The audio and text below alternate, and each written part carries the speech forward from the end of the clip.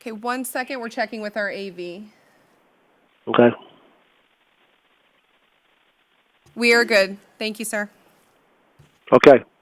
Good morning. This is Commissioner Miller, Chair of the HART Board of Directors. I want to welcome everyone to our May 4th, 2020 regular board meeting that is conducted virtually. Staff will merge the public into the meeting. I think you've already done that. First on the agenda, we have a public hearing on the fiscal year 2020 Federal Transit Administration Urbanized Area, formerly Section 5307 Program of Projects. The public hearing is scheduled to start at a time certain at 9 o'clock. It is now 9 a.m., and I'm going to call the public hearing to order. If you would look at your screens or your device, there should be an image of the United States flag there, if I'm not mistaken. Is there a flag there? Not that I see. I don't see one either. So we might have a little problem with that, but let's make believe there is a flag there and have the Pledge of Allegiance. I pledge allegiance to the flag of the United States of America and to the republic which stands one nation, under God, indivisible, liberty and justice for all. Thank you. Staff, please call the roll. Good morning. This is Danielle from HART. Please say here after I call your name. Mayor Jane Castor. Director Hardin. Director Kemp. Has joined the meeting. Director Knight. Director McLean. Director Mechanic. Here. Chair Miller. Here. Director Overman. Director Overman. She's here. We can see her. Here. Thank you. Director Schisler. Here. Director Shanahan. Director Smith. Director Vieira. Director Williams. Here.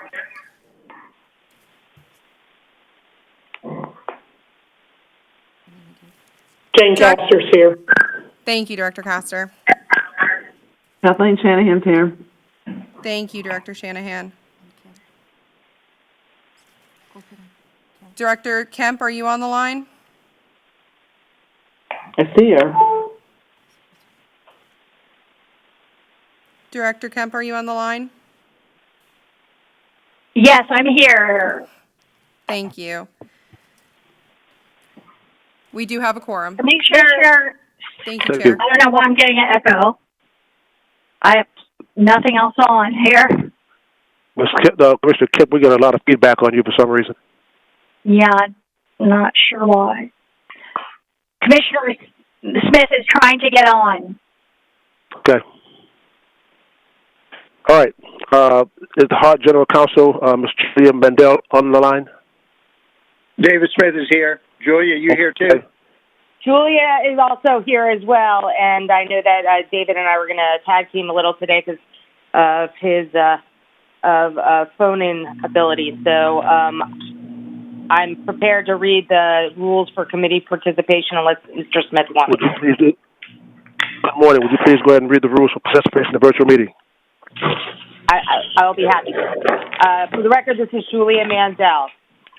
Thank you for your participation in this virtual meeting. The change of meeting location from in-person at the HART Administrative Office to a virtual meeting is pursuant to Executive Order Number 20-69 issued by the Governor of the State of Florida on March 20, 2020, and Section 120.54 Florida statute. Due to social distancing, the boardroom in e-board administrative office is only accessible for personnel facilitating the meeting. Please keep your devices and phones muted while not speaking. Muting the sound and microphone on your device will avoid feedback. Please do not enable the video camera on your device and discontinue all personal conversations during the course of the meeting. Please follow along with a copy of the meeting agenda and materials sent via email. All presentations will be shared on the screen while presented. Roll call will be taken for attendance and also for each vote by HART staff. quorum and voting results will be announced. Please wait to announce your attendance until your name is called during the roll call. It's also very important when a roll call is taken for a vote that you announce your vote. Otherwise, you will be marked as absent at vote, as you are obligated to vote on every item that comes before you. There will be an opportunity for members of the public who have pre-registered with HART staff to provide comments. General Counsel will read into the record the public comment participation rules. During the meeting, please wait until the chair asks for comments or questions from the committee board members for each agenda item as the meeting progresses through the agenda. When you want to provide a comment or ask a question, please signal that you want to speak by activating the hand button, which is in the white circle next to your name on the screen. The hand will turn blue when activated. Staff will read the hand raised in order for the chair to acknowledge, then the participant may unmute their device and speak. Please speak your name before each comment. Again, it's very important that you speak your name before each comment or discussion so that we can record that for the purposes of the record. Presenters, please note all presentations will be controlled by HART staff. Ensure that your name, title, and company organization for the record. Please say next slide when needed, and staff will progress through the presentation. Thank you very much. Thank you, Ms. Mandel. I hereby open the public hearing this morning on the fiscal year 2020 Federal Transit Administration Urbanized Area Formula Program of projects for Hillsborough County Transit Authority. Pursuant to federal regulations and the United States Code, the FTA Section 5307 grant program has special requirements related to identifying the specific list of projects to be reimbursed with the funding and obtaining public input on the projects through a public hearing. This public hearing was duly advertised on April 22nd, 2020. Marvin Knight Has joined the meeting. In the Tampa Bay Times legal section. Staff will now provide a brief overview of the 2020 program of projects. Staff, you recognize. Yes, good morning. Thank you, Chair. Cindy Stiglitz for the record, Interim CFO for HART. The FTA Section 5307 program of projects is developed annually pursuant to FTA Circular C9030.1E and is referenced in 49 U.S. Code 5307B 1 through 7. The FY20 Section 5307 grant funding was estimated and budgeted in the FY20 HART operating and capital budgets and adopted in September of 2019. The FY20 federal apportionments were announced by the Federal Transit Administration on February 3rd, 2020, and $13,771,520 was allocated to HART. As a result of this public hearing, HART will have the ability to submit expenses for reimbursements for the following program of projects. Preventative maintenance, which includes mechanic salaries, $8,900,000. ADA paratransit service, $2,754,304. Capital tire leases for both fixed route and paratransit vehicles, $705,000. Preventative maintenance of the streetcar, $200,000. A comprehensive operational analysis, $600,000. Engines and transmission replacements, $241,892. And security projects, which include cameras on the buses and facilities, $370,324, for a grand total of $13,771,520. Thank you. Excuse me, Commissioner Miller? Yes. There's a lot of feedback on the line. I think someone has their mic unmuted. Yes, please mute your mic if you're not speaking. We all are getting a lot of feedback. Someone's ruffling papers or something. Please do that, okay? Ms. Stigley, were you done? Yes, sir. Thank you. Okay, thank you very much. I'll now take any questions for staff and the board members before we proceed. Are there any questions? I don't see any hands at this time. Let me make sure. Hold on. I don't see any hands. This We're is, not going to take public comment regarding the fiscal year 2020 HART program. Chairman Miller? Yes. Commissioner Kemp has her hand up. I'm sorry? Mariella Smith Has joined the meeting. Who has their hand up? Commissioner Kemp had her hand up. I don't see it on my Sorry, that was just for the comment. Pardon me? That was simply for the comment about the feedback. Okay, we're getting an echo from you, Commissioner Kemp. I don't know what's going on with your system there, but for some reason we get an echo. Maybe they can work on that. Okay, was there anyone else I don't see any other hands up. And I don't know if they're working on the screen here, but I don't see any hands up. So if I don't see any hands, we'll not take public comment regarding the fiscal year 2020 HART program of projects. Anyone who may wish to speak this morning on the program of projects has identified themselves through the pre-registration process with staff. HART General Counsel, Ms. Julia Mandel, will read into the record the rules of the public participation. The document summarizing the fiscal year 2020 HART program of projects have been made available on the HART website through inclusion in the board packets. Ms. Mandel. Thank you, Mr. Miller. The board welcomes public comments about any issues and concerns and has made provisions to allow for virtual public comment. Public comments offered virtually be afforded equal consideration as if they were offered in person. Anyone wanting to provide public comment for any HART committee or board meeting should contact Danielle Arthur, board administrator at arthurd@gohart.org, arthurd@gohart.org, or at 813-955-2426 with your name and phone number for pre-registration. Comments are due by 5 p.m. on the day previous to the meeting. Staff will call on speakers by name in the order in which registrations were received. All callers will be muted upon calling and unmuted in the submission order after being recognized by name. Please state your full name and your organization address if desired. Up to 3 minutes are allowed for each speaker, and the speaker will be muted once time is up. Staff, please proceed with public comment. Okay. Staff, are there anyone pre-registered who wishes to make comment? No, sir. No one pre-registered to make a comment. Thank you. Okay. So, Ms. Mandel, do you have the closing statement since no one made any comments? Since we have no comments that have been heard, it is available for you to proceed forward with the action on this item. Thank you. Okay. Thank you very much. I now open the floor to for board discussion if there are any questions about the program or projects. And I don't see any hands at this particular point in time. We will now take a vote on the fiscal year 2020 HART program projects. Do I hear a motion to approve the resolution R 2020-05-11, approval of the proposed program of projects and authorization to apply for acceptance all fiscal year 2020 Federal Transportation Administration funding contingent upon the approval at the public hearing scheduled for May 4th, 2020. Please state your name with the motion. Is there a motion? Director Hart, motion to approve. I'll second. Kathleen Shanahan, second. Okay, we have a motion by Mr. Harden, second by Ms. Shanahan. Are there any questions? Are there any questions? Are there any questions? Please call the roll. Please say yea or nay after your name. Director Castor? Yes. Director Harden? Yes.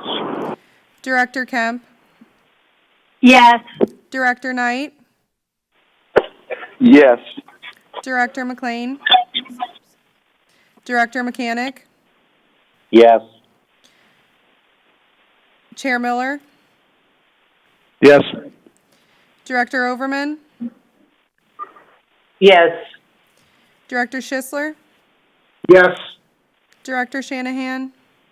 Yes. Director Smith? Director... Yes. Yes, that's Commissioner Smith. Thank you. Director Vieira and Director Williams. Yes. Thank you. The motion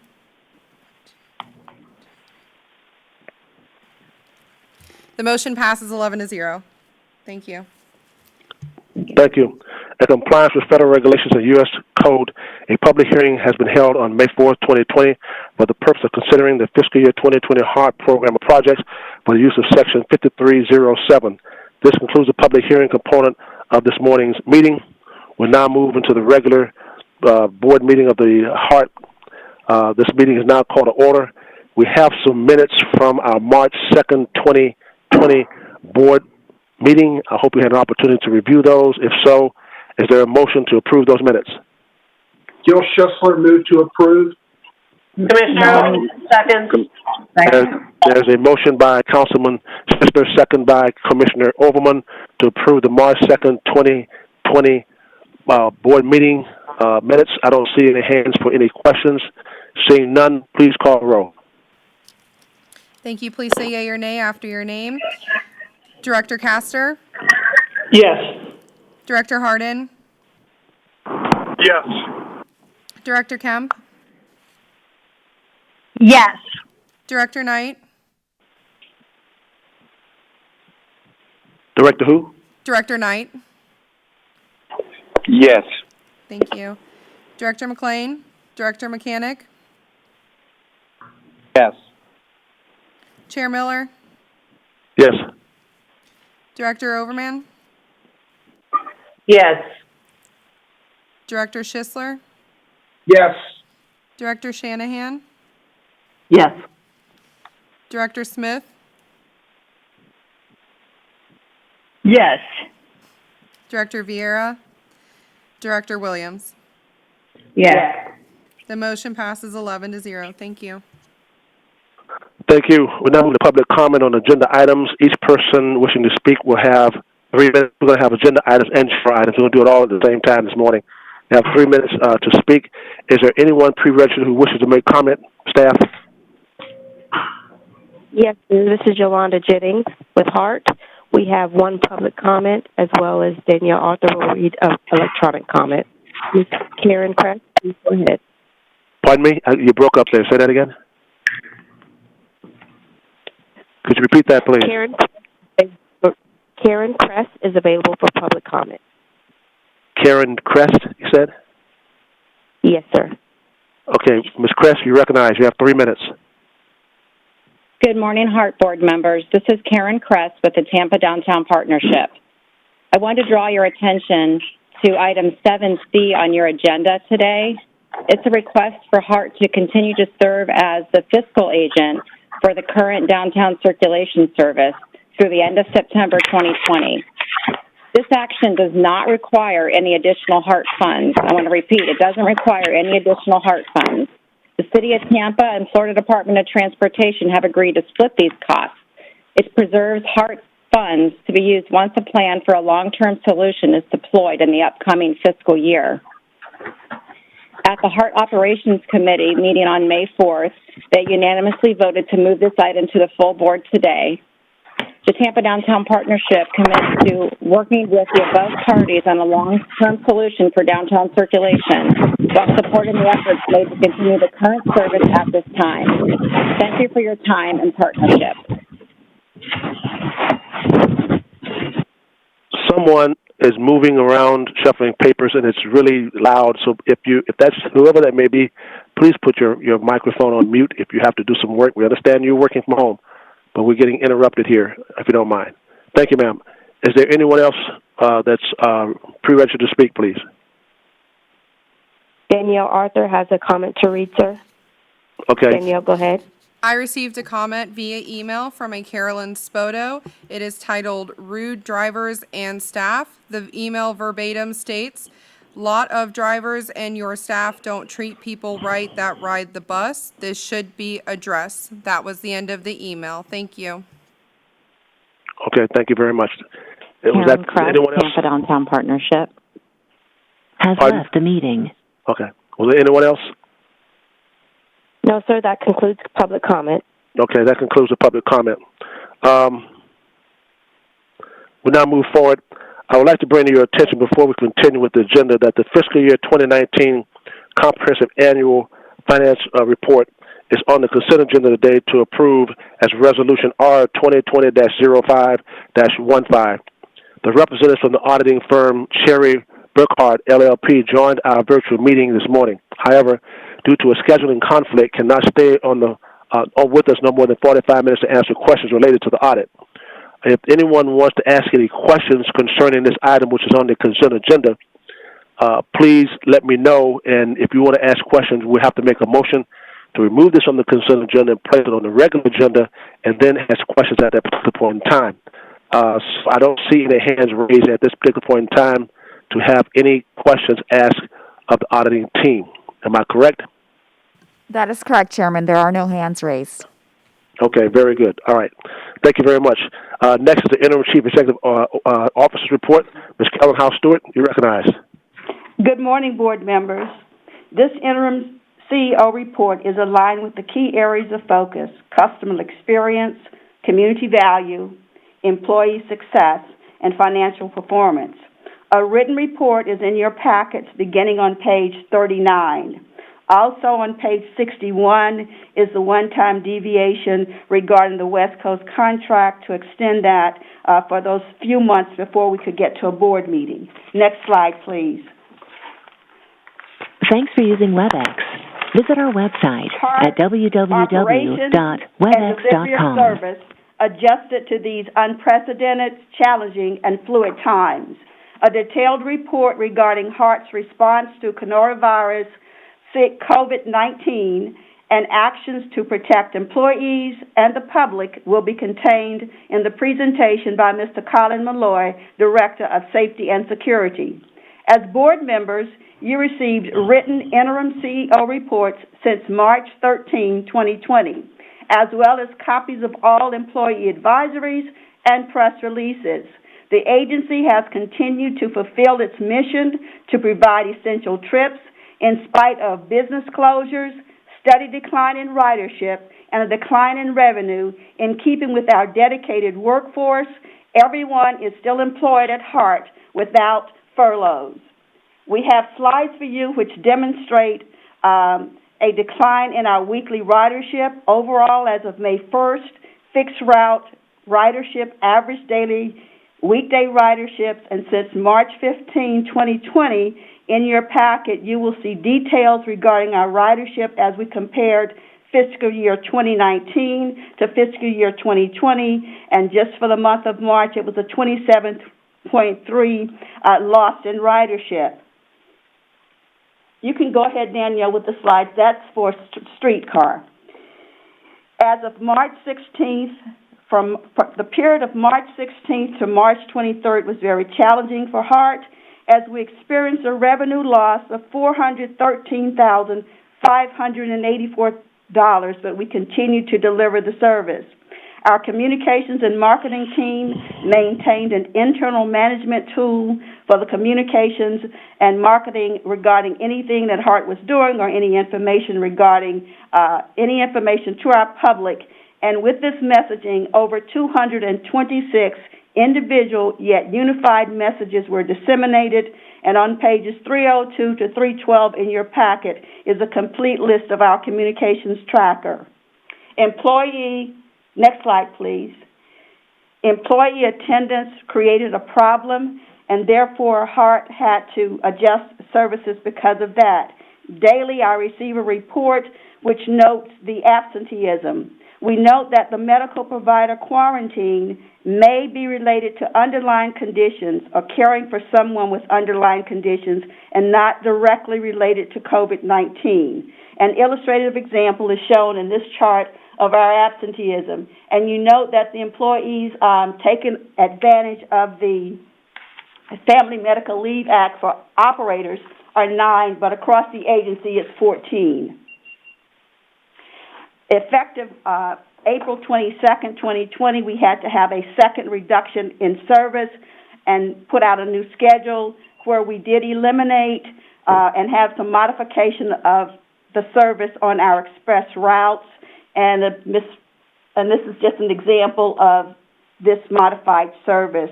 We have found out, and HART is in the process of working on our own recovery plan. We found out on Saturday that Westfield Malls, which owns Brandon Mall and Citrus Park, will open beginning May 15th with a service for the public of 11 a.m. through 7 a.m. Monday through Friday, and on Sundays from 12 to 6.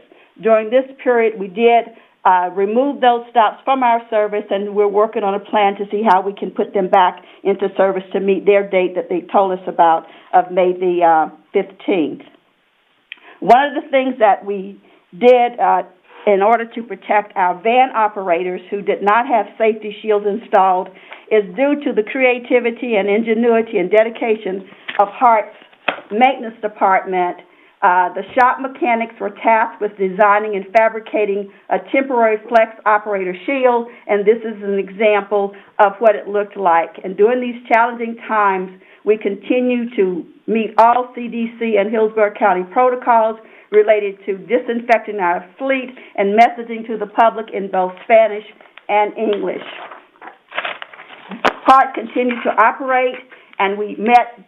In addition to the essential services, our business continued as usual, and we held 3 viral meetings during the month of April: the Operations and Safety Committee meeting, the Strategic Planning and External Relations Committee meeting on April 20th, and the Finance and Audit Committee on April 21st. Thank you letters were prepared to send to our congressional delegation, thanking them for support of the CARES Act, which included money for transit. And based on the 5307 grant formula, HART is eligible for $39 million in reimbursement. On Friday, May 1st, in addition to sending the letters to people who've donated sanitizers and masks, the Florida West Coast chapter of COMTO, led by our own Carla Williams, donated grab-and-go lunches for our operators and mechanics and streetcar motormen. On April 17th, the interim CEO and the safety director had held telephone conference calls with the general counsel for TPD to request an update on our existing MOU, including dedicated patrols stationed at Marion Street and also along certain routes. Tampa Police Department has requested sharing access to the HART camera feeds and footage and video access to our transit stops. So we're having a follow-up conference on that next week, and hopefully an agreement will be prepared by May 11th for your review at the June meeting. Chairman Miller's message regarding testing was posted at our Marion Street transfer station. On April 14th, HART received notification from the Environmental Protection Commission of Hillsborough County that a compliance evaluation inspection of HART's 21st Avenue facility to review our regulatory compliance with industrial wastewater facilities permit had been completed, and HART was found in compliance during this inspection. And we commend our staff, Dale Smith, the manager of facilities maintenance, and Michael Graves, environmental protection maintenance, and Scott Dranville, the director of maintenance, for their diligent work toward this successful inspection. HART did post the CARES Act, which went into effect April 1st, 2020, but I'd like this board to know that HART was ahead of the game because anyone who was quarantined by their physician received 2 weeks' pay without using their sick leave or their vacation time. We sent out an employee advisory on number 11, which explained the specific law regarding emergency sick leave, as well as those people who needed to take time off for child care due to school closures. An update from the Florida Public Transportation Association.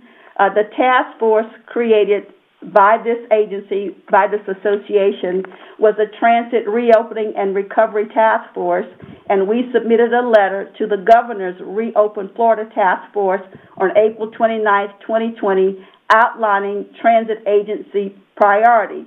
The recommendation from the HART CEO was to put a priority on testing for transit workers so that they would not have to stand in long lines and can have specific times for testing, and that was accepted as part of recommendation number 3. The financial stability of HART is reflected in the fiscal year ending September 30, 2020. The results of the audit are in your packet for review and approval, and the full version can be found as item number 7. For the 12th year in a row, HART has received the Certificate of Achievement for Excellence in Financial Reporting for its presentation of the 2018 Comprehensive Annual Financial Report.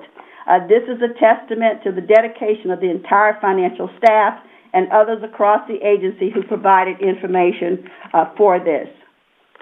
On Wednesday, April 29th, HART submitted an FTA Section 5339B, that's 5339B, bus and bus facilities grant application. There was some discussion at the prior board meeting, so we're happy to report that grant application was timely submitted. HART applied for 10 electric buses, the same as in our NOLO grant. Eleanor Roosevelt stated, "You must do those things that you think you cannot do." And since March the 2nd, that is what HART has done in delivering service, protecting its employees, and this community. Thank you very much. Thank you, Ms. House Stewart. I don't see any questions at this particular point in time. So I'm going to move into my report, which is not a report but a statement. Let me say this to Ms. House Stewart and to all the staff of HART and to everyone out there that's listening. Unless you were around in 1918, which puts you at 102 years old or older, you never faced a pandemic before. This is the first time that any of us had to face anything of this nature in our lifetime. And I hope and pray that we never have to face another pandemic in our lifetime again. So we weren't prepared for this in any shape, form, or fashion. And it put HART and other agencies in a predicament that we had to come together real fast to meet the needs of the public, meet the needs of those that had lost their jobs and shut down. But HART had to continue to move forward with meeting the needs of the public, even though some people had lost their jobs. Ms. House and her staff did an outstanding, excellent job. The ridership is down. There were routes that had to be consolidated, and we did not furlough anyone from our staff. But she and her staff continued to meet the needs of the public and trying to do their very best to get buses and transportation to those that needed it the most. So as a board, I think we should tip our hats to Ms. Carolyn House Stewart and her staff for the job that they've done in Hillsborough County to meet the needs of the public in this uncertain times that we're facing in a pandemic that we've never seen before and hope we never see again. So on behalf of myself, and I hope for the board, Ms. House Stewart, thank you for all that you've done. Thank you for all the staff that you and your staff have put together. Thank you for meeting the needs of the public that needed it the most to get back and forth in Hillsborough County, those that were essential workers and those that had to go to work or had to go someplace and didn't have transportation. You all met those needs. So I want to just say thank you very much for all that you and your staff have done. We appreciate it very, very much. Thank you, Mr. Chairman. You're welcome. General Counsel report. Ms. Mandel. No, I'm going to do that. And we just have two quick information points. The first is that we have a challenge on a procurement that has proceeded to the hearing master level, and we are hiring a hearing master. Although the hearing master happens to be an attorney, this is not a legal services procurement, so we're not going through that process. This is just informational to the board to let you know there will be that hiring so that we'll have a hearing master. It will not exceed, it won't be nowhere close to $100,000. So, but it doesn't meet any other requirements to need board approval. But we thought it was appropriate to at least let you know it was going forward. The second issue is to let you know that Julia Mandel and I are preparing a summary regarding procurement processes and RFPs. There is a concern about the level of involvement that some people want to have in crafting and shaping the scope of RFPs before they go out onto the street. That can be problematic, so we're going to provide a memorandum to all the board members to help them understand how the procurement process must be protected so that it is independent, unbiased, and fair, but yet provide mechanisms by which the board can provide clear guidance in terms of the policies and the way they should be addressed in any procurement that goes out. So we'll get that to you, and that's all I have for now. Thank you, Mr. Smith. Thank you very much. I see no questions of you. Chairman, we have a question from Director Schisler. Okay, Chairman, yes. Mr. You recognize. Thank you, Chair. Mr. Smith, what was that notice for the hearing master? I did not hear what the subject matter was. Yes, the subject matter is a procurement. I believe it was a video servicing company that objected to being terminated. They have gone through one level of review, a staff level of review, and they're with an independent person, but nonetheless a staff level, and their argument was found insufficient. They have a right to appeal to a hearing master, which is what they have done, and this will be an independent, separately hired hearing master, and he will review the file and make a determination. Okay, thank you. I just didn't hear who it was or what it's related to. Thank you. Thank you. Any further questions of Mr. Smith? Okay. We'll now move to the consent agenda. We have items A through F on the consent agenda. Any questions on the consent agenda? Seeing none, is there a motion to approve the consent agenda? Gil Schisler, move to adopt the consent agenda. Is there a second? Second. There's a motion by Councilman Schisler, a second by Ms. Shanahan to approve the consent agenda. Seeing no further discussion, please call the roll. Please say yea or nay after your name is called. Director Castor? Yes. Director Kemp? Yes. Director Knight? Yes. Director McLean? Director Mechanic? Yes. Chair Miller? Yes. Director Overman? Yes. Director Schisler? Yes. Director Shanahan? Yes. Director Smith? Yes. Director Vieira? Director Williams? Yes. The motion passes 11-0. Thank you. Thank you. No one called Now Harden. move to the present. Pardon? Harden's yes. Okay. Mr. Harden voted yes. I think you missed him. Okay, we're now I do moving to apologize. presentations. We have incidents and accident reports and COVID-19 update. Mr. Malloy? Yes, Chairman. This is Colin Malloy. I'm the Director of Safety and Security for HART. If you go to the first slide, please.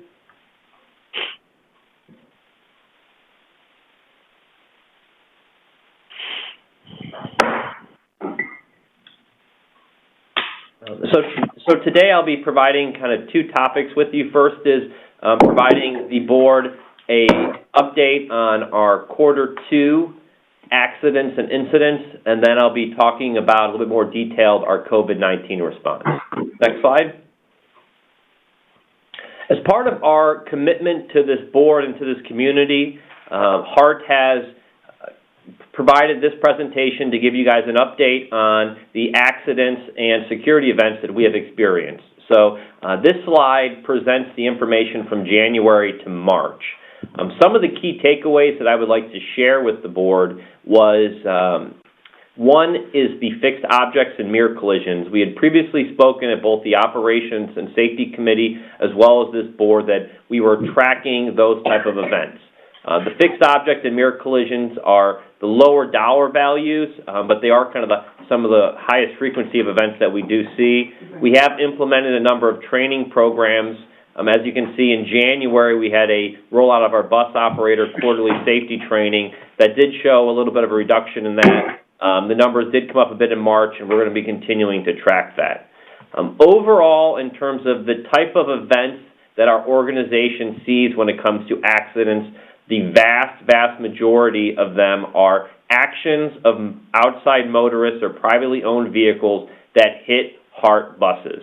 And this is represented in the slide of POV strikes HART and POV rear ends HART. Those are what we call non-preventable events. And what I mean by non-preventable is that the bus operator or HART employee did everything in their power to mitigate or reduce the likelihood of that happening. So in these cases, what you really find is you have a motorist that wants to drive around one of the HART buses as they're making a stop, as well as a number of instances we see both in January, February, and March of privately owned vehicles running stop signs, running red lights, and causing side impacts with our vehicles. We do see in some cases where the HART operator may have hit a POV, or a HART vehicle has rear-ended a privately owned vehicle, and those are listed in this graph as well. The root cause in those type of events we found in terms of analysis is generally distraction on behalf of our bus operator. And the way that we've mitigated that is we have very focused and targeted training with every single employee post-event. So an employee that is involved in an action that we deem is preventable, that employee is brought in by safety, the accident is reviewed, and they receive coaching by both safety staff, members of training, as well as operations. So we really do a concerted effort on every type of event that takes place, is that we have refresher training both at the individual level and at the organizational level. In terms of para, our numbers have remained pretty constant through the second quarter of January through March, but we'll continually track those and provide these updates to the board on a regular basis, as well as the Ops Committee. Next slide. We also wanted to provide an update on the type of security events that we've received. So the first graph here breaks down the number of trespasses that have been issued at the request of HART by law enforcement. We have seen in March a very large reduction in the number of trespasses that we've experienced. And we've kind of taken a look into that, and we do feel it is somewhat related to the COVID-19 situation that was occurring within this county. In verbal assaults, we have been seeing a decline in our verbal assaults from January through March. We're going to continually track that and provide this update to the committee and to the board. And one thing I would like to report is that through January, March, we've had no physical altercations. So there has been no reported instances of an operator being physically assaulted through January and March. Again, we're tracking this information. We're working with law enforcement on all type of events that take place, and we'll continue to report and mitigate to the best of our ability. Next slide. So now I'd like to speak about HART's specific response to COVID-19. As I start this presentation, I really want to highlight and personally share how privileged I feel to work with the frontline staff here at our organization who have really made this response a success to the best of our ability. I'm going to highlight and share with you a number of examples throughout this presentation of individual departments and individual employees that have really gone above and beyond to make sure that we are helping increase safety for both our employees and the riding public. In terms of the outline of this, we're going to talk about action since March 2nd, as well as how we've coordinated with external stakeholders, how that has affected our service, and ultimately making sure that our rider and employee safety needs are met. Next slide.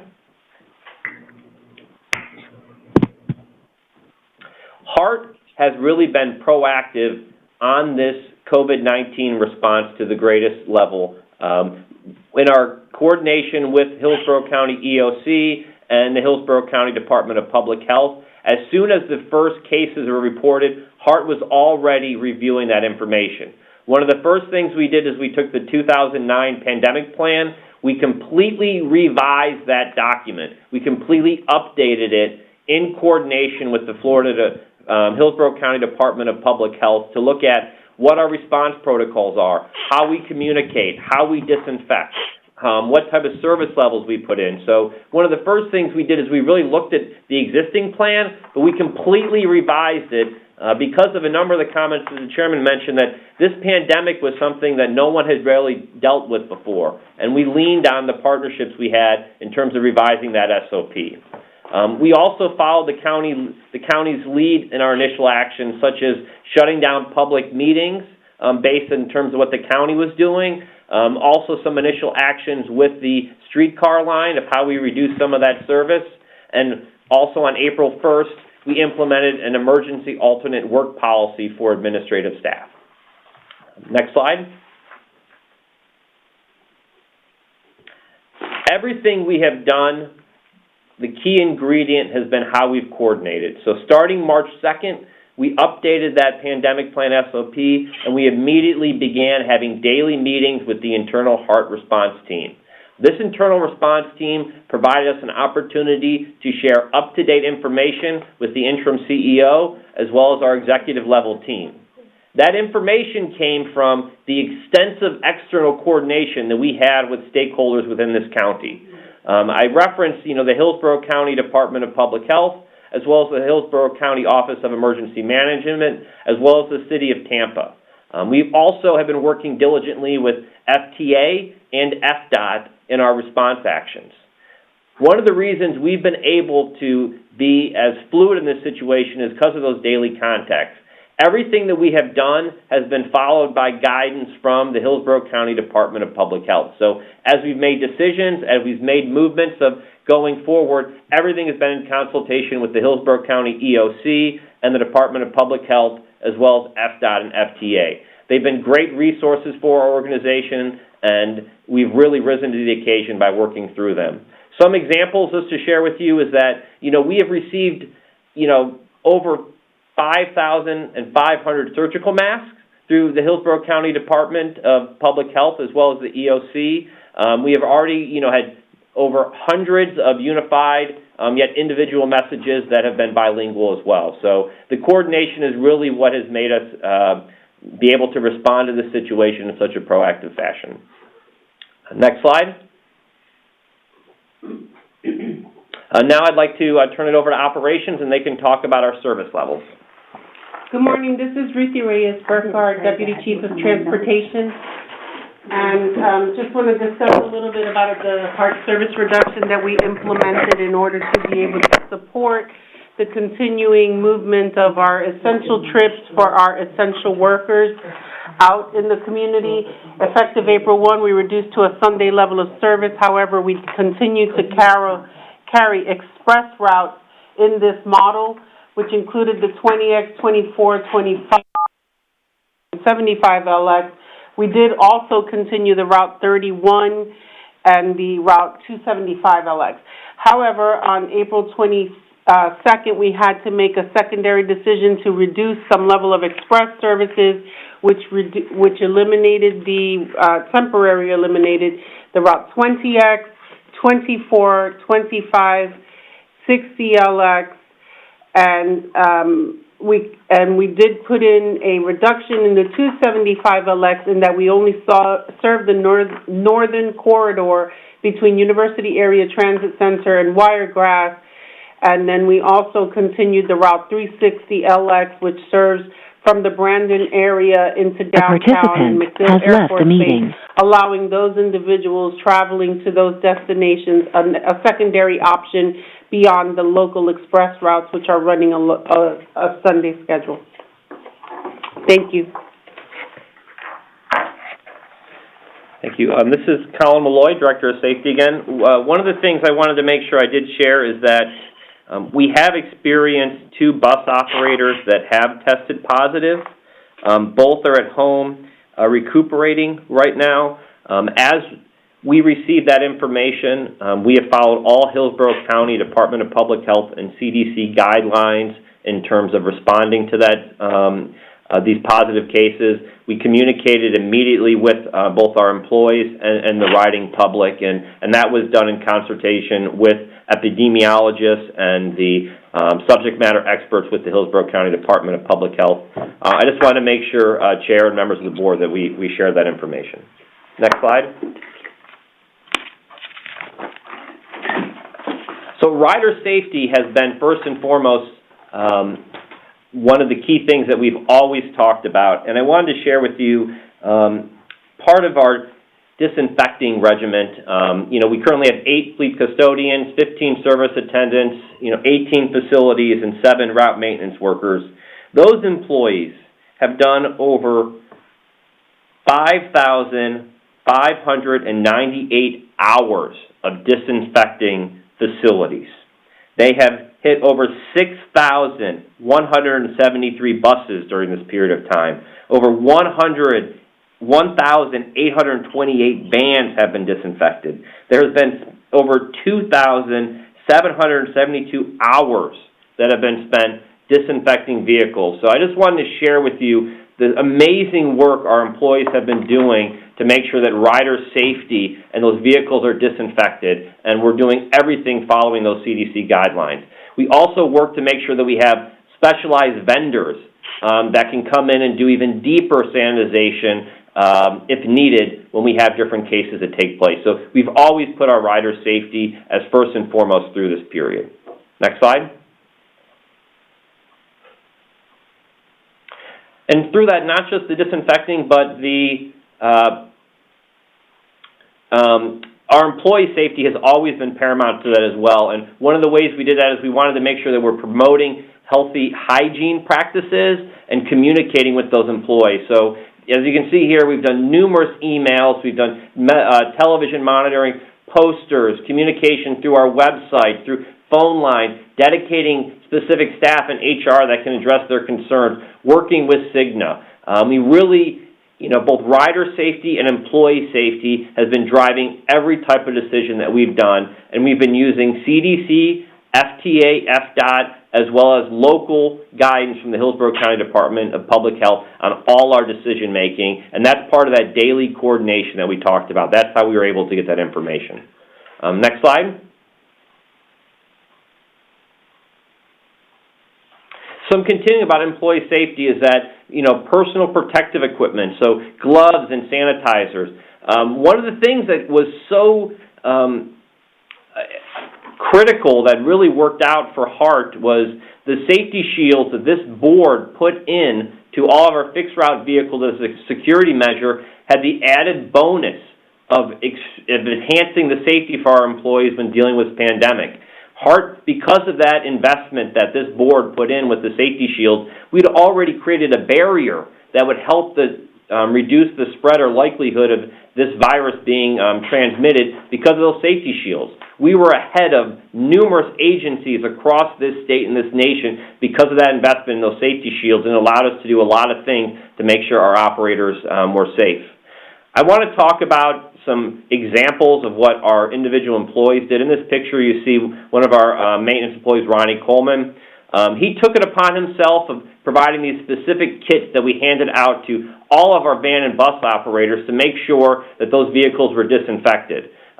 You see members of our control center here with individual hand sanitizers. We had over 2,000 that we were able to get through our partnership with Cigna and HR that were handed out to every single employee. So our employees stood up and really shown great leadership in helping protect their fellow employees, and I really think they need to be commended. Members of our operations team actually reached out to microbrews.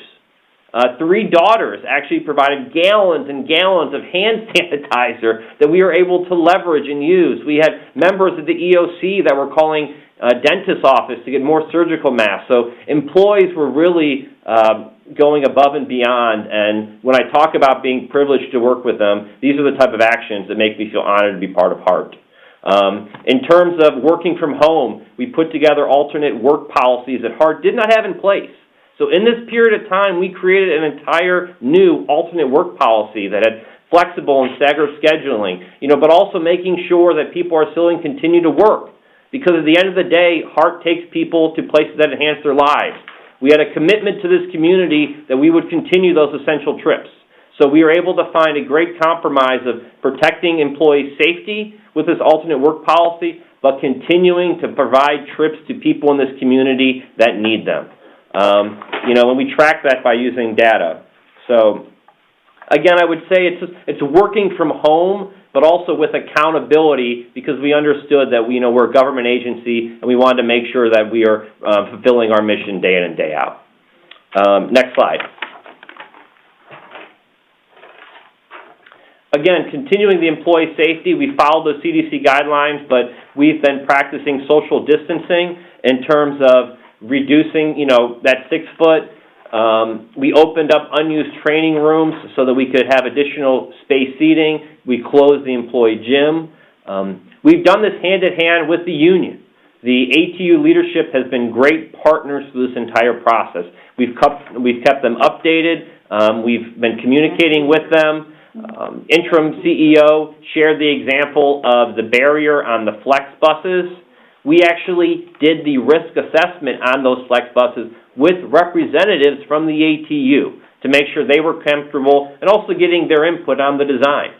We worked with them on equitable assignments, so ensuring that every operator will get 40 hours of paid time per week. So part of this has been the success, again, not just individual employees, but also working with the leadership of the ATU union. And also the Teamsters. I want to make sure that we highlight the great organization the Teamsters are and the supervisors who have been providing valuable input on this response as well. And through all of this, we've been continuing to emphasize personal accountability. Next slide.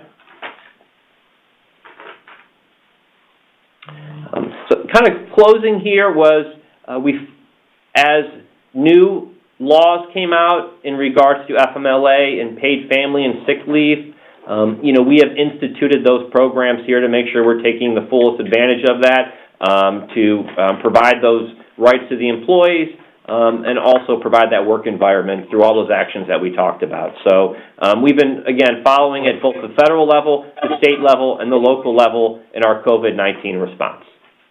Next slide.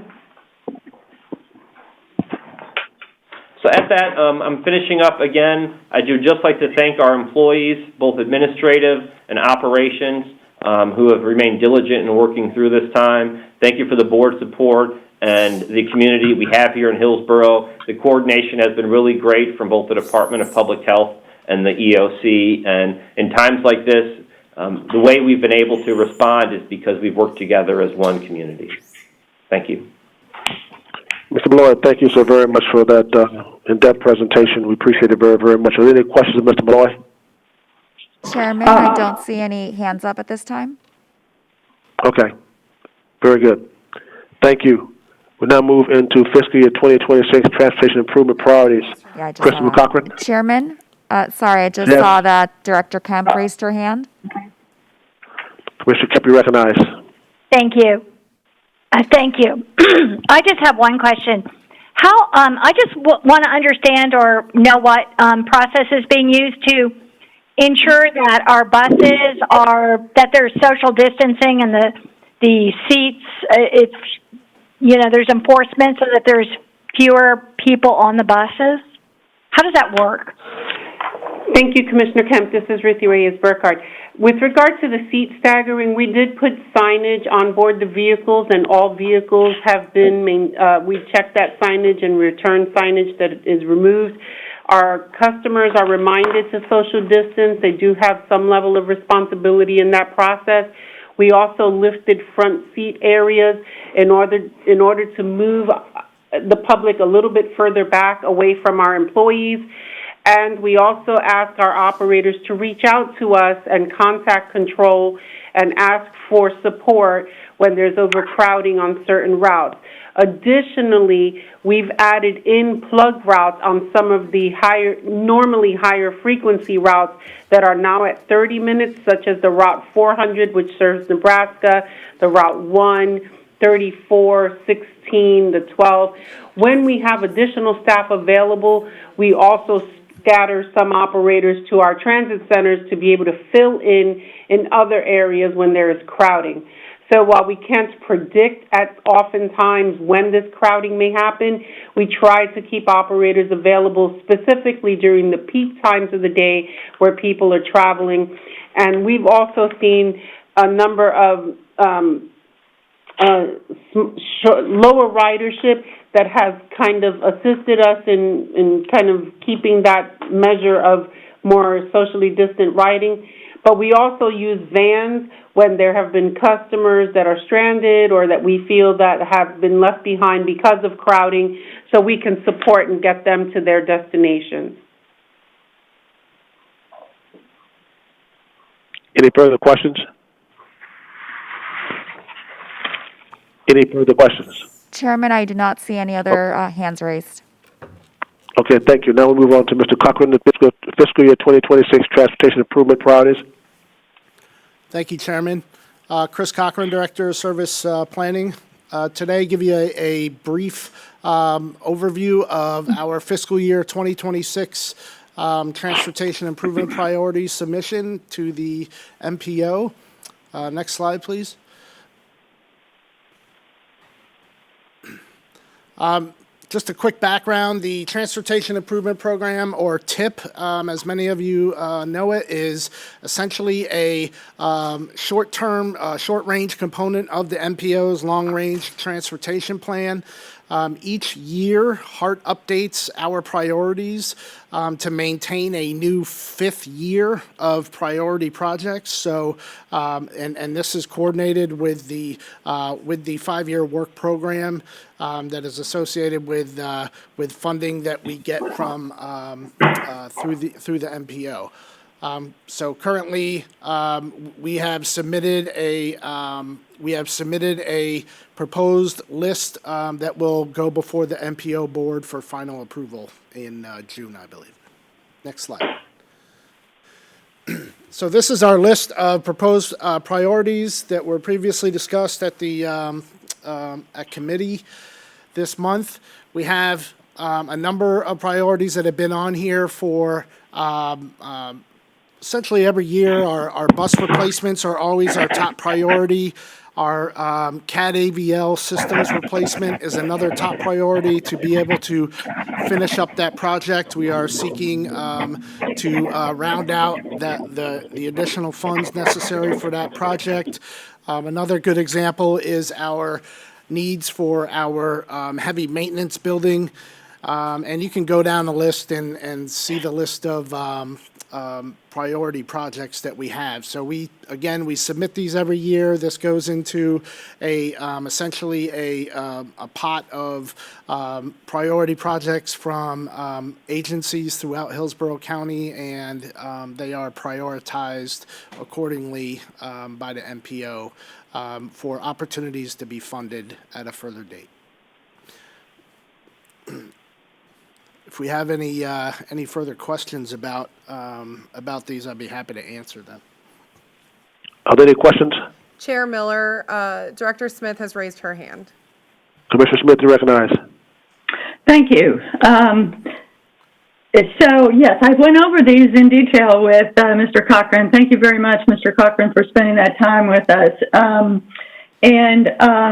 I sent him a letter that the MPO board had directed our director to send to all the agencies that provide TIP priorities to their process, and I was hoping that could have been distributed to the board, or I asked him to distribute it to the board, but I don't think that was done. But the gist of it is that the MPO has asked that all agencies, well, and specifically HART and the County Commission,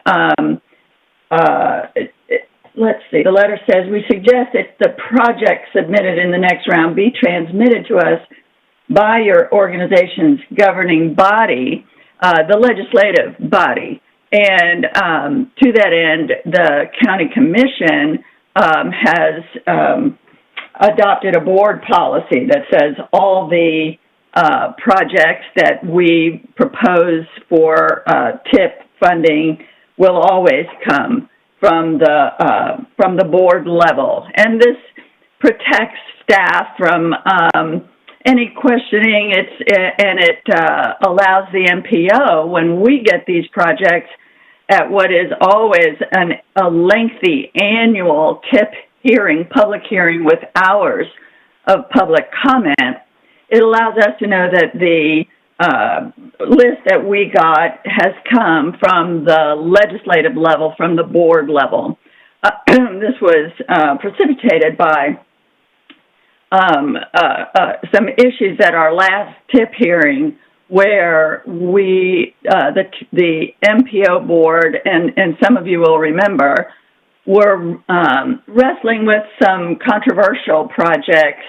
And literally at midnight, we were voting to remove some projects that the County Commission itself had not yet seen or approved, but had come to the MPO via staff. So in order to avoid that in the future happening with HART, and because I feel like it's the best government policy I would like to make a similar motion here at HART Board to the one we made at the BOCC Board.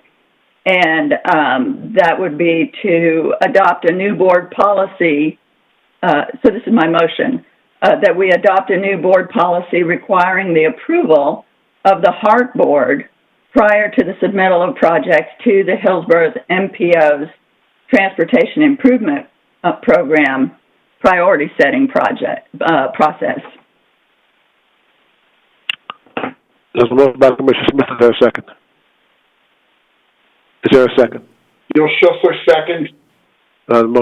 Second by Councilman Schussler. Mr. Smith or Ms. Mandela, you on the line, on the phone? Yes. Yes, I am.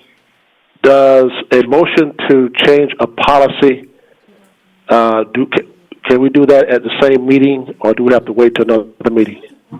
Our requirements for changing policies is that a request for a change is put in place at one meeting, and then the change policy is reviewed at the next meeting and the determination made then. So I think the proper thing to do is interpret for Ms. Smith to indicate her motion is to have that policy reviewed and brought forward at the next meeting for modification.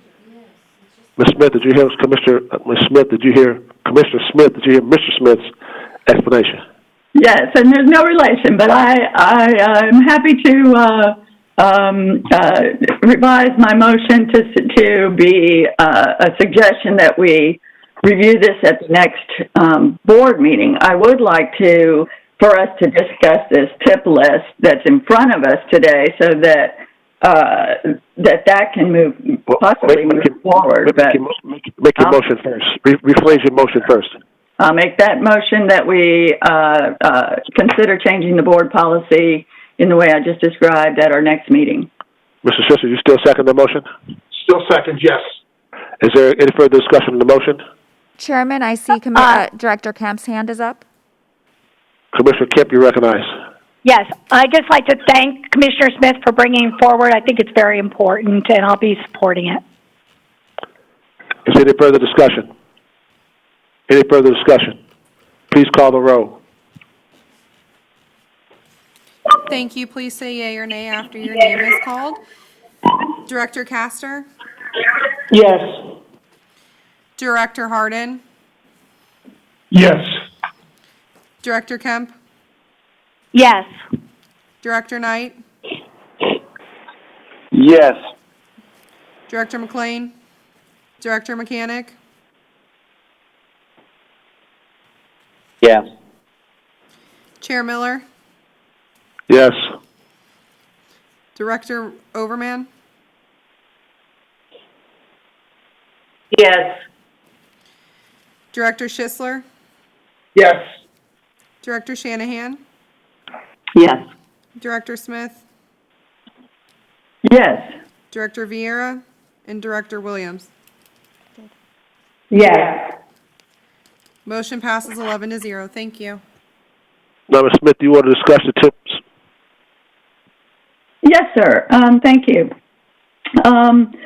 Just looking over these, there's several, when we saw them at the MPO policy committee level, they were picked out which ones were entirely new. And with Mr. Cochran, I went over which ones, our HART Board had previously seen and which ones are entirely new. The automated vehicle facilities infrastructure for $5 million stands out to me as a project that we might want to consider putting off for a while, given that we know our budgetary constraints will be very tight in the next couple of years, and we'll have to be tightening our belts, particularly if if the transit tax doesn't come through, and that strikes me as one place we could put off a $5 million request for funding until later. So I would suggest that. I would also like to, just have maybe some board discussion about the $50 million streetcar item, just to confirm and clarify that because that's also a project that's the first time this board has ever seen it, is on a list right here without any other description. But I'd like it clarified that the expectation is not that the funding would come out of HART's budget, but that we would partner with other jurisdictions and other funding levels in order to ever reach that $50 million for that project. But I guess I would move that we would remove this automated vehicle facilities from the current TIP list until possibly a later time when that technology is more warranted of us spending $5 million, and when our budget is more open for projects like that. Commissioner Smith, before you make that motion, let me ask Mr. Smith another question concerning the TIP list. Can we make motions at this meeting to remove items from that list, or do we have to give a notification of anything that we're talking about moving? I do not have any notification requirement. Okay. Mr. Cochran, do you know? I can call Miss Alden today just to verify, but to the best of my knowledge, this is a proposed list at this point in time that will go back to be voted on in June by the MPO. So it has not been. It technically isn't final until the MPO votes on it in June. So okay. It sounds like there's an opportunity to change it. We have to send this back to the MPO in June. And Commissioner Smith wants to remove that particular item today, and I don't know if we meet again before the MPO meets in June. So, therefore, I'm going to go ahead and let Commissioner Smith make a motion. I'd like to second her motion. Well, let us get the Kip. Can we get the motion first, Commissioner? Commissioner Smith, go ahead and make your motion. So, right, and this kind of illustrates the need for our board review of this TIP process, I think. But my motion is to remove the automated vehicle facilities infrastructure item for $5 million from this TIP list at this time. Commissioner Skip, you second the motion? I second that motion. I think it's really unwarranted. It's $5 million, and we have such huge priorities. Our operations facility, we're talking about $40 million in needs. Our buses and vehicles in our CAT AVL system are all, I think, way higher priorities. So I think this would need further discussion in the future. So I'm a second. We have a motion by Commissioner Smith, second by Commissioner Kip. Is there any further discussion on the motion? Chairman, you have Director Castor and Director Schisler with their hands up. Okay, Mayor Castor, recognized. Thank you. I think that, well, first of all, we already voted on this, and we should have brought this up for discussion prior to.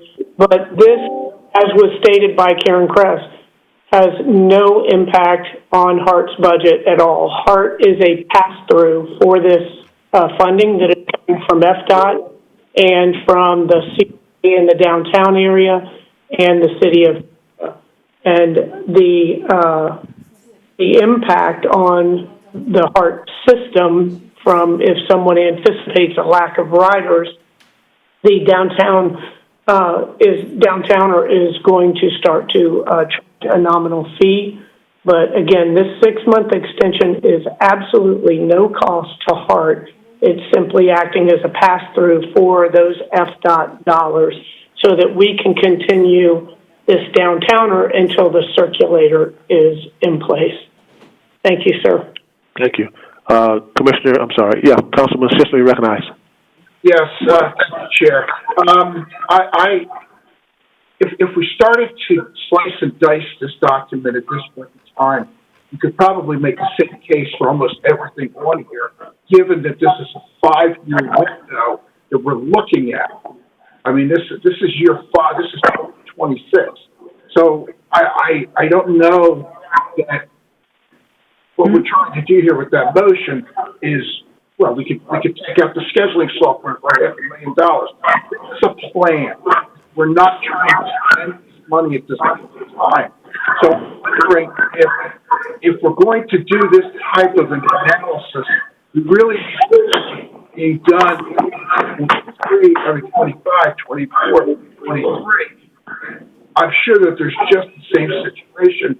God knows what's going to happen budget-wise now and then. I don't want to hamstring the administration for trying to put together a plan, and I don't have enough information to put on this particular line item at this point in time.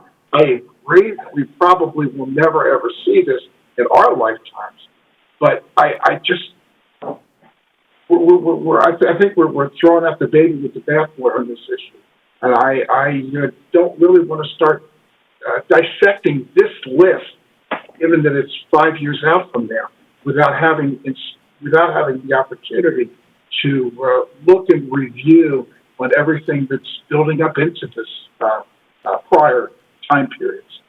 I'll stop there. Thank you, Speaker. Is there anyone else wish to speak? Chairman, you have Director Shanahan, you have Director Smith, and Director Kemp with their hands up. I'd also like to speak, Mr. Chairman. This is Carolyn. Okay, hold on. Let me get those names again. Shanahan, Kemp. Smith, Kemp. Yes, and the, Director Mechanic as well. Okay. Let's start with Shanahan. Ms. Shanahan, you recognize. Thank you, sir. I just have a couple questions. Can you hear me? Yes, ma'am. Okay. I just have, this is the automated vehicle facilities infrastructure for $5 million, correct? That we're debating? Yes. Yeah, and so does that deal with the downtowner funding as the mayor suggested? Are those programs? No. Not at all. Okay. I think that should have been clarified when the mayor raised the concern of hers, because I support the downtowner and that is a pass-through. But I also worry about if this is a 5-year projection. This is very hard to read on these screens. That we're not sending the signal that we're against, automated vehicles in terms of electric vehicle usage. So I agree with Director Schisler's commentary on piecemealing this apart, and I know some of the members of the board have spent a lot more time in your other organizations that you participate in as members of the county commission, so I respect that, and I also do agree that in terms of prioritization for the next 12 months or 18 months, that this would not be the top priority. But if this is a 5-year working plan and electric vehicles are, a wave of the future, I don't want to necessarily send a signal to the marketplace that we're against that. So I guess that's what I'm trying to balance in this discussion. Thank you. Let's hear from Ms. House Stewart, staff. Ms. House Stewart? Thank you, Mr. Chairman. I just wanted to reiterate that we followed the current policy that had been in place, and that was to present these from staff and present them to the MPO.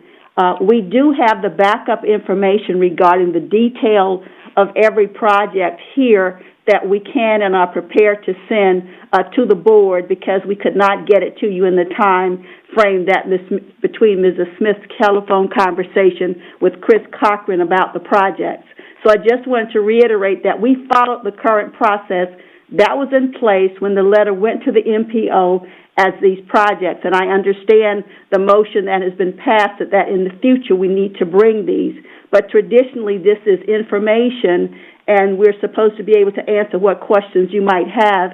And so Mr. Schisler is correct to now go back and take these out. And it's the board's prerogative to do whatever you wish, because it does go to the MPO in June. But I just want to be on record that we followed the current policy and practice that was in place with these projects.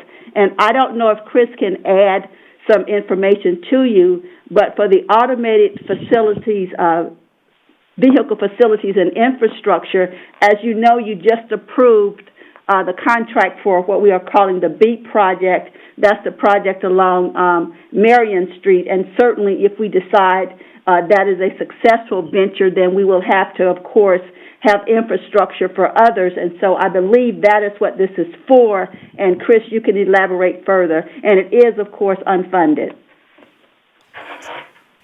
That is correct. You all just approved the AV contract to do our pilot on Marion Transit Way. So this is looking out in 5 years for the potential opportunity that we may have an opportunity to expand. These items in here that we're requesting are in line with the TDP that you all have approved on an annual basis as well. So just keep that in mind as well. And I'll that's what I can add to the discussion. Thank you. Thank you. Commissioner Smith, you're recognized. Thank you. Yeah, thank you, Ms. Shanahan, for clarifying that the item on here has nothing to do with the downtowner. So I'm totally supporting that pass-through funding as was on our agenda before. And I think Mr. Sisler's points are well taken that, there's a lot we might look at on this list to consider the best spending of our limited funds and the funds that will be limited even from our funding partners, which is why I think it's so important for this to be done at the board level. It has been done at HART at the board level before, but not in the last few recent years. So my motion that I hope we'll approve next meeting is to bring these discussions back to the level where I think they belong, so that we all can have some authority and responsibility for our budgeting and our budgeting asks through the MPO process, so we understand every project and we take the time to determine project by project which ones are the priority of the board. I can, to my mind, I thought the $5 million for automated vehicle facilities was a low-hanging fruit, an easy place to start tightening our belt, but I can read the tea leaves from the discussion here, and I'll withdraw my motion on that item. Commissioner Smith withdraws her motion on that item. Commissioner Kemp, you've withdrawn the motion. You still want to speak? Yes, I still want to speak. There's no motion to speak on, so what are you going to speak on? Well, I know I just think that I, again, want to appreciate bringing this up. I think this is a board-level discussion. I know that there was that confusion about the downtowner, so I'd like to reemphasize that, again, this was a new item that was added to this list, as I understand this year, without discussion and without our deciding in the future that this is our policy. So I think we've had, we shouldn't take it off without discussion. I think we should understand that it was put on without our discussion and approval. And this is the future of HART and where we direct our resources. I'd also like to point out that it is $5 million for a parking garage. And I don't think we need any more parking garages in downtown. If we have some automated vehicles that we want to plug in, maybe we could lease a few spaces from someplace that's already there. But I'd just like to put that in. I really don't think that this is a priority that we should have included in our list without discussion, but seeing the motion's been pulled, but I do think it's important in the future that these are board decisions. Okay, the motion's been pulled. Ms. Williams, did you want to say something? Chairman, you still have Director Mechanic with his hand raised. Okay, Mr. Mechanic, you recognize. In light of the withdrawal of the motion, I don't have anything to add. Thank you. Ms. Williams, did you have something to say? And not in light of the motion, further discussion, they removed it. I'm good. Thank you. Thank you. Mr. Cochran, was there anything further you want to bring forth? No, Chairman. Thank you all very much. Okay, thank you very much. We're now moving to HART Board Committee reports, and you can find the meeting minutes from the various committees held in the months of March and April in Section 9. In this section, I'd like to withdraw your attention to the State Legislative Post-Session Report and your package presentation from Holland and Knight, presented to the Strategic Planning and External Relations Committee. You also will see the status reports that are provided in Section 10 and information items on COVID-19 response communication provided in Section 11. We move on now. Is there any old business to bring forth? Any old business? Any new Chairman, business? you have hands raised from Schisler and Director Kemp. Okay, Councilman Schisler, recognized. Thank you, Chairman. This is really not old business, it's new business. Two comments that I'd like to make if I can at this point. Number one, on behalf of the City Council of Tupelo Terrace and the residents of Tupelo Terrace, I wanted to say thank you very, very much for all that the staff has done, Ms. House Stewart and her staff, as all the way down to the sanitation people who have been keeping the bus lines clean and the transit facilities clean. We thank you. It's important to keep the transportation lines available for our residents that need it. And I just want to go on record and say thank you on behalf of that. And point number two is directed to Ms. Stiglitz and her group. I don't know, everybody here knows what the CAFRs are, but I don't know that everybody's had the privilege, if you will, of having to prepare one. And it starts every year when day one of the fiscal year, and it runs all year, and then when the year's over, you get to dissect it and figure out what you did right and what you did wrong. For 12 years now, the staff has done exemplary work with the certificate that they've earned. I know what goes involved with this, and I just want to say thank you to Ms. Stiglitz and the staff and everybody that participates. It's an arduous task, and it's hard to keep the books straight sometimes, but they've done a great job, and I just want to say thank you and congratulations on a good year and a good chapter. Thank you. I'll stop there. Thank you, Sir Councilman. We appreciate it very much.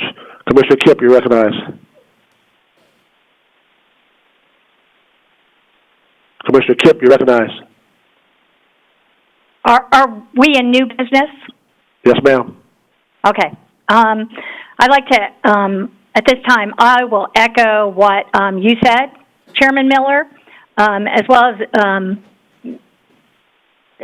Councilman Schisler, as to the incredible work of the HART director. I think it's been, I can't even imagine, as you have stated, Commissioner Miller, what a unprecedented time that we have right now with the pandemic and all the just challenges of that are amazing. And so I'd like to really thank our staff.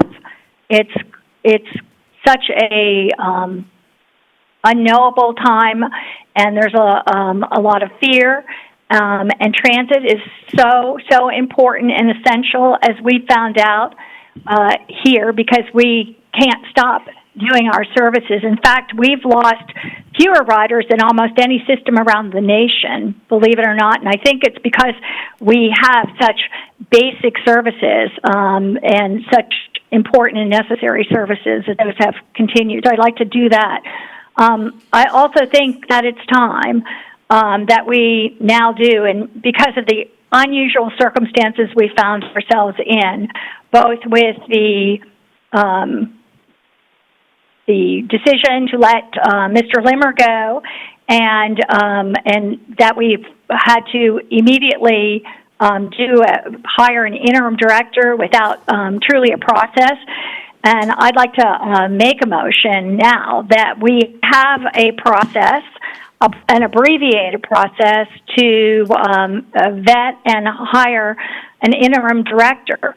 I'd like to have some discussion. I have some specifics about that, but I'd like to see if there is appetite on the board for doing so, because I think it is important at this time. Before I take your motion, Commissioner Kemp, Mr. Smith, you still on? Yes, sir. Did you not send a memo to members concerning this issue that we were going to bring up at our June meeting? I sent a memo to the members summarizing what had happened at the last board meetings. Yes, sir. And that last board meeting, which was in March, we were going to bring this issue up in June? I believe it was mentioned we'd bring it up at the April meeting, but we did not have an April meeting, and this is the May meeting, and you do need to discuss it before you take action. So it would seem like the June meeting would be the appropriate meeting if that's the sense of the board. So, Commissioner Kemp, what is it that you wanted to bring forth today? Well, as Mr. Smith stated, he said this was initially planned to be brought at the April meeting, but we didn't have an April meeting. When I talked to Mr. Smith, he said that in order for this to be brought up and put on the agenda, that we would have to have a board motion and vote on it. So I'd like to make that motion and vote, but I'd also like to discuss some more specifics about it to see what the board is, where the board stands on it. So what's your motion? My motion is that we do a search, a process to hire an interim director. An interim director? Yes. Is there a second? Is there a second? Motion dies for lack of a second. Second. Mr. Chairman, this is Dave Mechanic. Well, I close the motion and then I get a second. Perhaps you might consider the constraints of people muting and unmuting and the delay of our being able to be heard. Commissioner Smith, I said it twice and I waited. Chairman. But I'm going to let your second go through. Hold on. I'm going to let the second go through. So I have a motion by Commissioner Smith, by Commissioner Kemp, second by Commissioner Smith. Mr. Mechanic, you recognize. Well, I thought we were done with that motion. I was going to make another motion that we schedule this for discussion in June so that we clearly have it on the agenda and it's slated for full-blown discussion. Well, you can make a substitute motion, Mr. Mechanic. Okay, I'll make that a substitute motion. Is there a second to the substitute motion? Gil Schiffler, second. There's a motion by, a substitute motion by Mr. Mechanic, second by Councilman Schiffler. Is there any further discussion on the substitute motion? Any further discussion on the substitute motion? So this is Director Harden. Yes, sir. Yes, I'm going to support the substitute motion. I think, if I'm understanding that they're both taking us to the same place to have a process in June to discuss hiring a new executive director. And I guess part of that discussion in my mind would be whether that person would be a new interim director or a new director, but that we would be presented, I guess staff can present us with a, what that would look like, how we choose a recruiter, what the time periods would be. Is that correct? Let me ask Mr. Mechanic. Mr. Mechanic, that was the intent of my motion, not to limit the discussion to a new interim, but to discuss replacement of the CEO and a discussion of the interim as well, both. Can I ask you a question, Mr. Hudson? Yes, sir. Thank you. I'll be supporting the substitute motion. Thanks. Is there any further discussion on the substitute motion? Is there any further discussion on the substitute motion? Gil Schiffler. Mr. Schiffler, recognize. Councilman Schiffler, you recognize. Thank you, Chair. I obviously I seconded it, but I support this motion to the extent that we don't need to go look for another interim. We have a very capable interim director at this point. Interim CEO. I think we need to move forward with the guidelines on hiring a permanent CEO. I hopefully there'll be a face-to-face meeting. I'm not sure what the possibilities of that is, but I think this is the way that we need to go, and gives us enough time to get it published and everybody and their brother knows what's going on, and not done at the last second. Which is not. I don't think that's the way to do this. Okay. Is there any further discussion on the substitute motion? Chairman, you have Director Kemp and Director Mechanic's hand up. Commissioner Kemp, you recognize. Sorry, it's still up from before. Mr. Mechanic, you recognize. Oh, no, sorry, I was not raising my hand. Is there any further discussion on the substitute motion? Any further discussion on the substitute motion? Hearing none, Please call the roll on the substitute motion by Mr. Mechanic and second by Councilman Schisler. Thank you. Please say yea or nay after your name is called. Director Castor? Yes. Director Harden? Yes. Director Kemp? Director Kemp?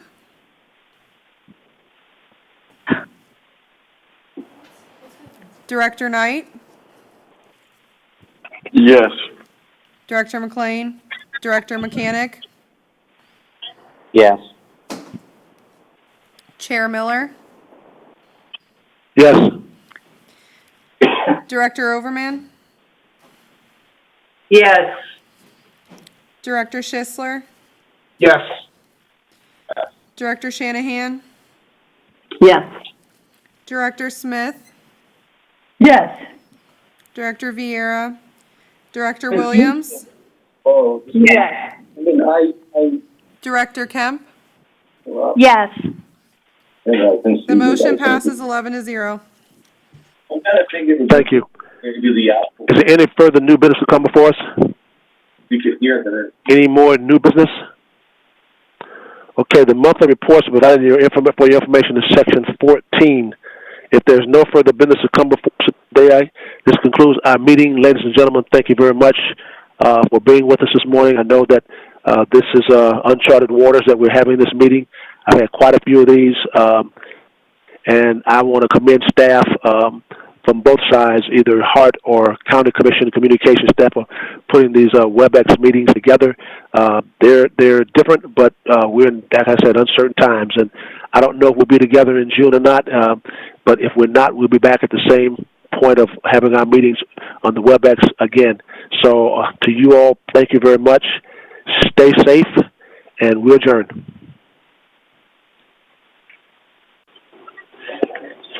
Marvin Knight.